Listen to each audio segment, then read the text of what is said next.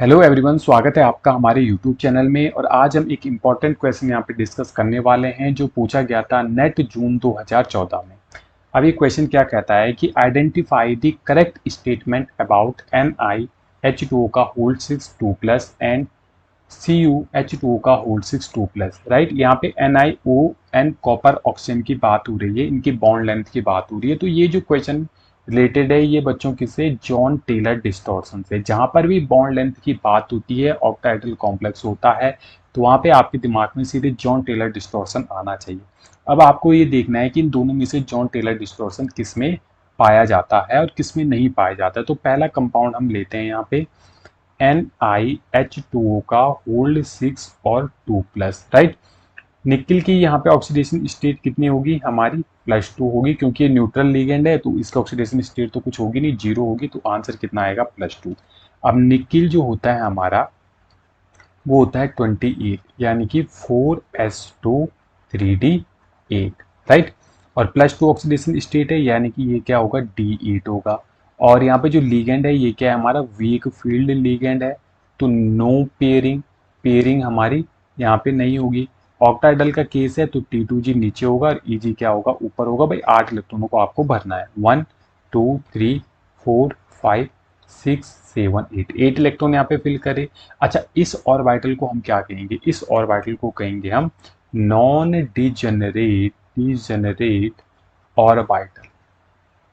ठीक है, तो इसमें जॉन टेलर डिस्टॉर्शन हमारा नहीं पाया जाता है। जितनी भी नॉन नॉन डिजेनरेट ऑर्बिटल होती है उसमें हमारा डिस्टॉर्शन नहीं पाया जाता है।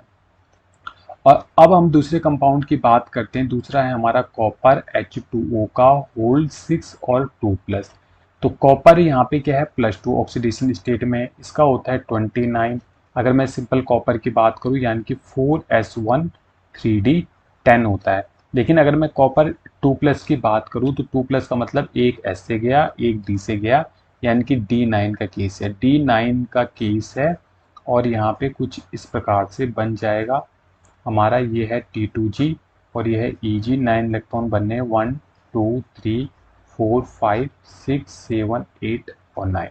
ये क्या है बच्चों, ये हमारा डबली डिजेनरेट डिजेनरेट ऑर्बिटल। और डबली डिजेनरेट अगर हमारा ऑर्बिटल होता है तो उस केस में हम क्या कहते हैं कि भाई जॉन टेलर डिस्टॉर्शन यहाँ पे पाया जा रहा है। अब जो जॉन टेलर डिस्टॉर्शन पाया जाता है वो बेसिकली मैक्सिमम केस में कौन सा होता है, एक होता है टेट्रागोनल कंप्रेशन, एक होता है इलोंगेशन। ये होता है बच्चों टेट्रागोनल इलोंगेशन। इलोंगेशन क्योंकि इस केस में ओनली 2 बॉन्ड वीक होते हैं तो यहाँ पे स्टेबलाइजेशन का फैक्टर भी आ जाता है। अगर मेरा टेट्रागोनल इलोंगेशन होगा तो यहाँ पे 2 बॉन्ड जो होंगे हमारे, जो 2 बॉन्ड होंगे एक्सियल के वो क्या होंगे, लॉन्गर होंगे। वो क्या होंगे बच्चों, लॉन्गर होंगे। अब हमें यहाँ पे देखना है, ऑप्शन में देखते हैं, all NiO and CO bond length of individual species are equal. देखो NiH2O 6 की अगर हम बात करें, जॉन टेलर डिस्टॉर्शन नहीं था, इसमें इक्वल हो सकता था, ये सही है। लेकिन कॉपर H2O होल्ड 6 में जॉन टेलर डिस्टॉर्शन है जिसमें एक्सियल बॉन्ड जो 2 होते हैं वो लॉन्गर होते हैं। ठीक है, तो ये स्टेटमेंट हमारी क्या हो जाएगी, रॉन्ग हो जाएगी। अब थोड़ा हमारा ऑप्शन सी की ओर देखते हैं, या ऑप्शन थर्ड जो हमारा ये है कि all NiO bond length are equal, बिल्कुल सही है। ठीक है, where are copper oxygen equatorial bonds are shorter, बिल्कुल सही है। Then copper oxygen axial bond, मैंने कहा कि एक्सियल बॉन्ड क्या होते हैं, ये लॉन्गर होते हैं। तो ये क्या है बच्चों, लॉन्गर। अगर ये शॉर्टर है तो ये क्या होंगे, लॉन्गर होंगे एक्सियल के। तो ऑप्शन सी यहाँ पे या ऑप्शन थर्ड हमारा करेक्ट आंसर हो जाएगा।